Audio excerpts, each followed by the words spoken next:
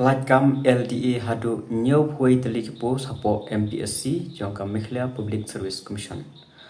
College Univero Station 4 kijimutip namta kikubor Latkam te Latkam hapo MPSC kebrang sepelat menta khasan tarikhi kilat hadu nyau puai teli kepo qualification kedai class 12 pass kemau class 12 pass tangkatai mnon kam certificate komputer mnon kam era te namta kijimutip bakapnya sampai jik video hadu bakut ana batai ba te kini kipus ka last date nam ta kane ban apply ka dewe khandru tarik Agos arjar arsan te le khamkloi nai ap ek last date madon kapor ba ka website ka site thur ka site hang te yo phiba be hadin keteng jo kipus dai lower division assistant under the head of department level 6 of revised pay structure class 12 pass HSLC or equivalent from any recognized university te kamami thumai menta kidon tang komba khandai tali tangba kidon ki post ki barem mla wan pendak tu post barem kidon bomwan interview te kelas sulat clean ko post ki advertise biang kane menta ta talang wat ki post ki barem kidon hadu ki barem kidon rup artali te plus lang kita kilong khandai nyo hoi tali te ki post ki bathmai kidon lai tali khasi san tali garo kawai jong ora STSC te bro long khandai te ki post ki barem you are khatway khasentia arpsau garo arpsau ora STSC lai long ruh artali baro plus berkendai long new point tali kepos baro tenam ta kini phaban le bha puli kot bha nomar ba ki exam ki kloi bha jo kini mta te tang ka to kane banai lami tar exam te phaban puli bhan market merit list te ka total marks by lice pa phaban yo be around arspa sanpho aspa andrupo sejrong te class 12 pass lakamsuk arspa new pho phin yo rong ba chaka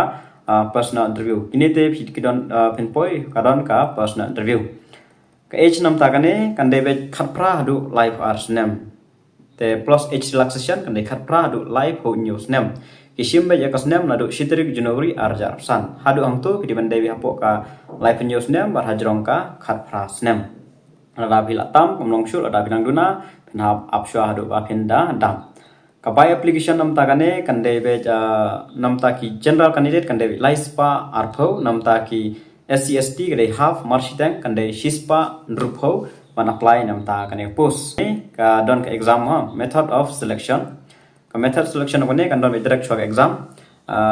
screening test yong te kan don ki english shispa mark puliba english general knowledge and current affair prapo mark aptitude like mark reasoning sa mark basic computer san mark te phapuli bhagat kum kane ka bagi ai hangni te kemau komputer phapuli naman poi be shaka personal interview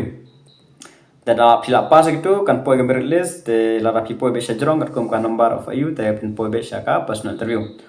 only those candidates who are declared to have passed the screening test main written examination shall be eligible for interview ratio to be called for personal interview will be as decided by the Mekhlia Public Service Commission from time to time kum ka jing decide jong ka Mekhlia Public Service Commission no take la mande